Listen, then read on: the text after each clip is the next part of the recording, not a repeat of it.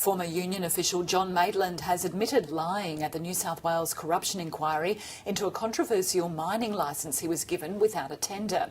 ICAC is investigating allegations that Mr Maitland was gifted the licence for the Doyles Creek mine because former State Labor Minister Ian McDonald was his friend.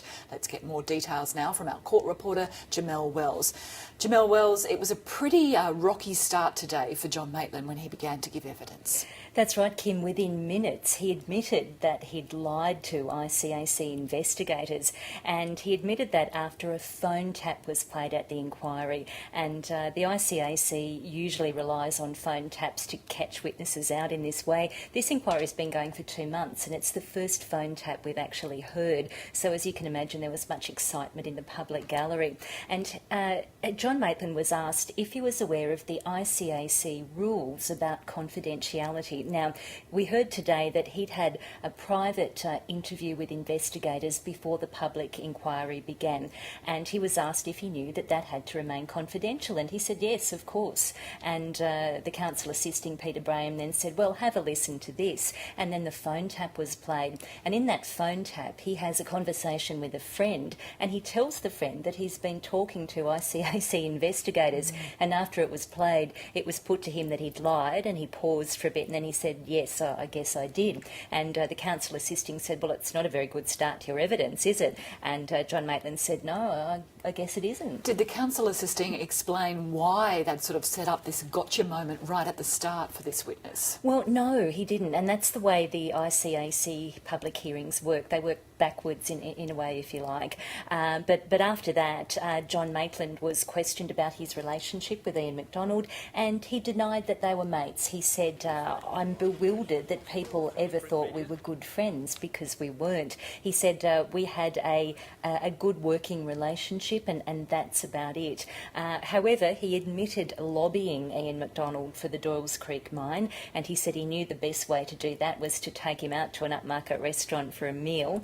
And he said that he got letters of support for the project, and he said if Ian McDonald had wanted more letters of support, he would have even asked the Pope for one.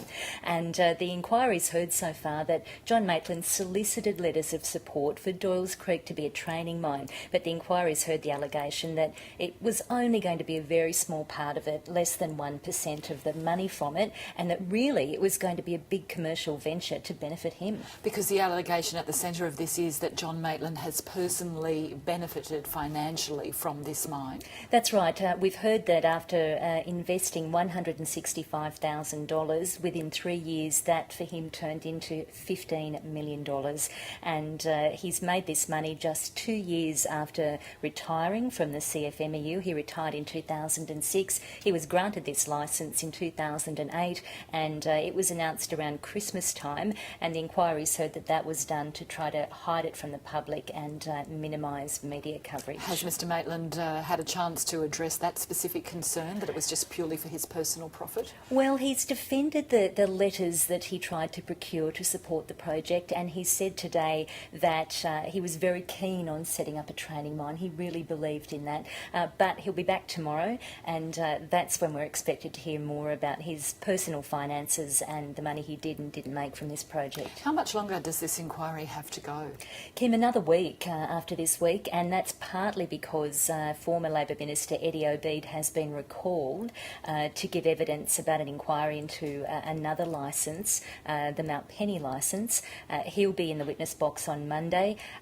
Budget day, the ICAC's not sitting, but after that, Ian McDonald will have his chance to respond to this 2-month inquiry that's heard all sorts of allegations against him. Certainly plenty to come, I suspect. Jamelle Wells, thank you very much. You're welcome.